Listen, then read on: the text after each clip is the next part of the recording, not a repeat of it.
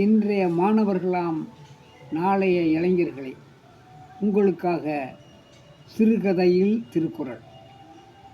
உங்கள் புலவர் தஞ்சை வீதே விக்டரின் அமுதுமொழியால் அன்பார்ந்த வணக்கம்.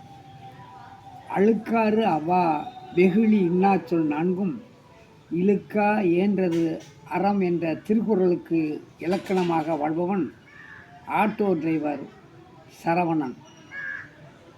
வறுமை நிலையில் தொடர்ந்து படிக்க வசதியில்லாத குடும்பத்தைச் சேர்ந்தவன். படிப்பு குறைவாக இருந்தாலும் நல்ல சிந்தனை உள்ளவன். அதனால் அறிவில் பகுத்தறிவில் ஆற்றல் உள்ளவன். சுயநலம் இல்லாமல் பொதுநலத்தில் ஆர்வம் உள்ளவன். படிக்கின்ற மாணவ மாணவிகளுக்கு தன்னால் இயன்றதை முயன்று செய்பவன். மாணவர்களிடத்தில் நியாயமான கட்டணத்தை வாங்கி அவர்களை பள்ளியில் சென்று விடுகின்ற நல்ல மனம் படைத்தவன். அவனுடைய வாகனம் ஆட்டோ நேராக ரவி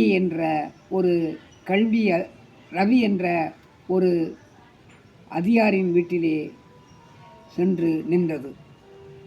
என்னப்பா சரவணன், சென்ற ஞாயிற்றுக்கிழமை உன்னை வர சொல்லியிருந்தேன், இன்றுதான் வருகின்றாய் என்று அந்த ரவி என்ற அதிகாரி கேட்க, ஐயா, நீங்கள் என்னை வர சொன்ன நாள் எனது தங்கைக்கு குழந்தை பிறந்திருந்தது, அதனால் வர இயலவில்லை என்றும், அடுத்த நாள் என்னுடைய மாமியாரை என்னுடைய மனைவி, அதாவது தன்னுடைய தாயை, என்னுடைய அனுமதி இல்லாமல் அனாதை விடுதியிலே சேர்த்து விட்டால், அதனால் எனக்கும் என்னுடைய மனைவிக்கும் கருத்து வேறுபாடு ஏற்பட்டு பெரிய பிரச்சனையாகிவிட்டது, அதனால் வர இயலவில்லை என்று ஆட்டோ டிரைவர் சரவணன் சொன்னதும் ரவியின் முகத்தில் அதிர்ச்சி, ஆச்சரியம்.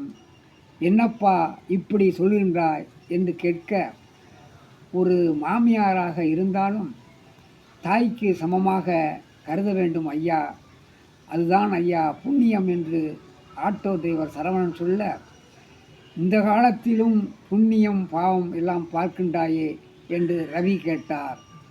ஐயா, புண்ணியமும் பாவமும் இந்த காலம் மட்டுமல்ல, எந்த காலமும் அதை பார்க்க வேண்டிய நிலைமை மனிதனுக்கு வேண்டும் ஐயா என்றான். இதனுடைய தொடர்ச்சி நாளை தொடரும்.